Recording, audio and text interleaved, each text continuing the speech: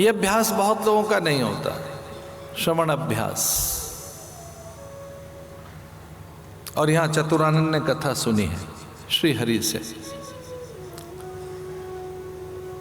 आरंभ काल में चतुरानंद ने, जब उन्हें लगा कि ये मेरा चातुर्य विद्या, मेरी उत्पादन की क्षमता, मुझ में मेरा सृजन, मेरी रचना, धर्मिता पूर्ण नहीं है, मैं जो कुछ बना रहा हूं वो अधूरा है, अपूर्ण है, वो नश्वर है, क्षण भंगुर है, मुझसे जो सृजन हो रहा है वह सृजन कोई पूर्ण नहीं है। ब्रह्मा को लगा था कि मुझसे जो भी रचना हो रही है उसमें पूरापन नहीं है, अधूरापन है, वो अधूरी सी है, अपूर्ण है। उन्होंने जो सृष्टि बनाई, ये जो जीव रचना की उन्होंने, जड़ पादप वनस्पतियों की, पशु कीट मतंग मीन कुरंग भृंग विविध वनस्पतियां और अनेक परिंदे पक्षी समूह, अपनी प्राणियों की रचना देखकर उसमें फिर मनुष्य की भी रचना की, वो संतुष्ट नहीं थे।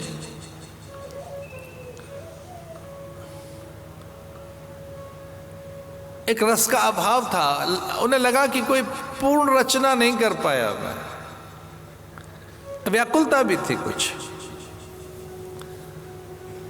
श्री हरि नारायण ने चतुश्लोकी भागवत के माध्यम से उनके भीतर रस संचार किया और उन्हें सत्य का बोध कराया। आरंभिक श्रोताओं में ब्रह्मा भी एक श्रोता मिलते हैं। केवल चतुश्लोकी भागवत 4 श्लोक सुनकर ब्रह्मा रस संपन्न हो गए। उनके भीतर का अधूरापन, कोई उनमें जो एक अल्पता सी थी वो गई और उन्हें याद आया कि मनुष्य एक पूर्ण कृति है और वह श्रवण कर अपने सत्य को प्राप्त हो सकता है, वह पूर्ण हो सकता है, मनुष्य को बोध हो सकता है सुनकर। श्रुति बोध गम्य है, बोध प्रदात्री है।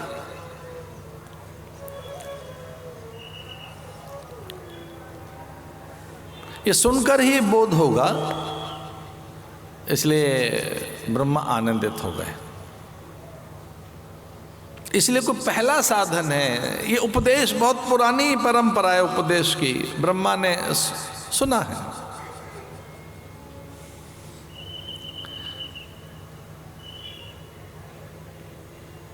भद्रम करने भी सुनयाम देवा, वेद कहता है पहले सुनना होगा, फिर मनन है, निधिध्यासन आदि, श्रवण मंगलम। आज भोर में भी चर्चा हो रही थी, तब कथामृतम तप्त जीवनम। हम अमृत के भाव से यहाँ आए हैं, अमृत के आकांक्षी हैं हम, अमृत की अभिलाषा, उसकी अभिप्सा लेकर हम कुंभ में आए हैं। वह निसंदेह जल के स्पर्श से प्राप्त होगा, पर सच मानिए वो अमृत कथा में ही है, कथा से सहज प्राप्त हो जाएगा। अमृत केवल कुंभ में ही नहीं है, वो दृश्यामृतम, नामामृतम, रूपामृतम, वचनामृतम, कथामृतम, तव कथामृतम तप्त जीवनम। तो जो कवि कहते हैं, जो जो जो जानकार हैं, वे कहते हैं जो कल्मश हैं, कषाय हैं, वो श्रवण से दूर होते हैं। एक और बड़ा सच है, पूरी धरती पर जितने प्राणी हैं उन सबको भय है, सबको असुरक्षा की भावना है, सब में अपूर्णता रहती है, अल्पता रहती है। ये अपूर्णता और अल्पता का जो दुख है अथवा जो भय है, जो बिखर जाने और टूट जाने का डर है, खो जाने का जो डर है, जिसे पतंजलि ने अभिनिवेश कहा, उस अभिनिवेश अथवा भय का भंजन केवल कथा करती है। अमृत का अर्थ है कि वह सत्ता जिसे पाकर आप अजेय अनुभव करें। और ये देह जिसे लेकर हम घूम रहे हैं, इसमें रक्त, मज्जा, मांस, मैद, रुधिर, धातु, त्वच, नख, रोम, नाड़ी, ऊतक, कोशिकाएं, पाचक रस या इसका रंग रूप वर्ण, ये आकृति, चुबुक, हनु, वक्षस्थल, भुजाएं, नेत्र, कपोल, ये सब तो चीजें नश्वर हैं। तो कथा से वो एक अमृत, कथामृतम, जो हमारे कल्मश का और भय का भंजन करता है।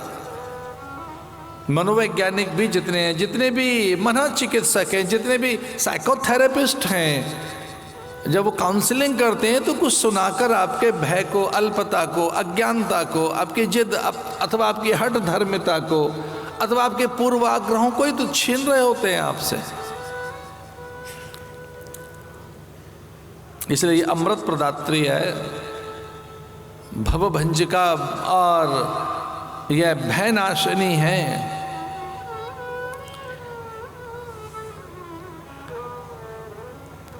अभयता, अभयम सत्व संशुद्धि। तो कोई हमसे पूछे कि कथा का फल क्या है, उसकी फलश्रुति क्या है, तो ये कथा अभयता प्रदात्री है। अभयता, अजेयता, निश्चिंतता, निर्भ्रांतता, निशंकता, कोई शंका नहीं। इसका जो फल है वो निशंकता, फिर कोई शंका नहीं रहेगी। निशंक, निर्भीक, अजेय, इसका फल है अनंतता। तो आप एक अनंत अनुभव करेंगे, अपूर्णता नहीं। और दुख केवल अल्पता में है। दुख वहां रहता है जहां अल्पता है, दुख वहां रहता है जहां अधूरापन है, अपूर्णता है। यह कथा आपके पूर्णत्व का बोध कराएगी, पूर्णत्व का, एकत्व का बोध कराती है। इस कथा की फलश्रुति विराटता की अनुभूति है, अनंतता की अनुभूति है। ये हमारी विकलता पर प्रहार करती है, हमारे पूर्वाग्रहों को धीरे से छीन लेती है।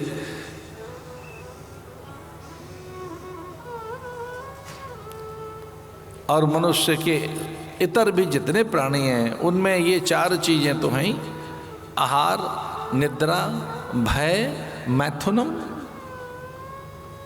हम आहार, निद्रा और मैथुन की बात न करके भय की बात करें तो प्रत्येक प्राणी भयभीत है। उसमें एक स्वाभाविक रहता है खो जाने का डर, मेरी चीज खो न जाए।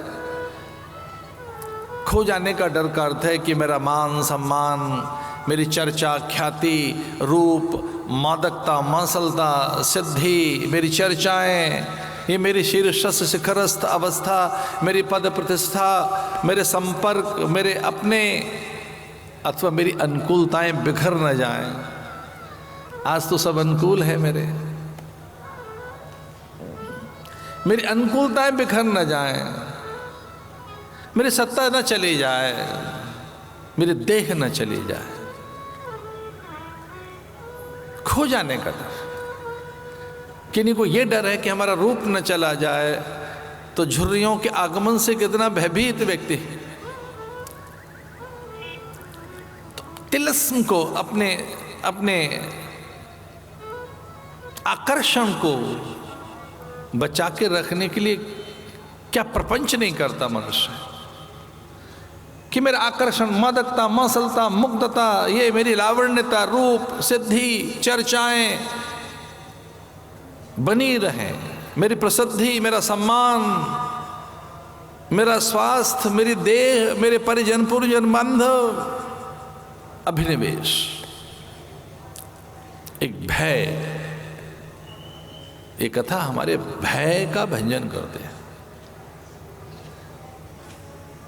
इस कथा की फलश्रुति स्वरूप सिद्धि है, स्वभाव की ओर लेकर आने वाली ये कथा है, आप तक पहुंचाएगी, आपके पहले प्रश्न का उत्तर देती है। और मनुष्य का पहला प्रश्न है, उसकी पहली पहेली है, मैं कौन हूं, को हम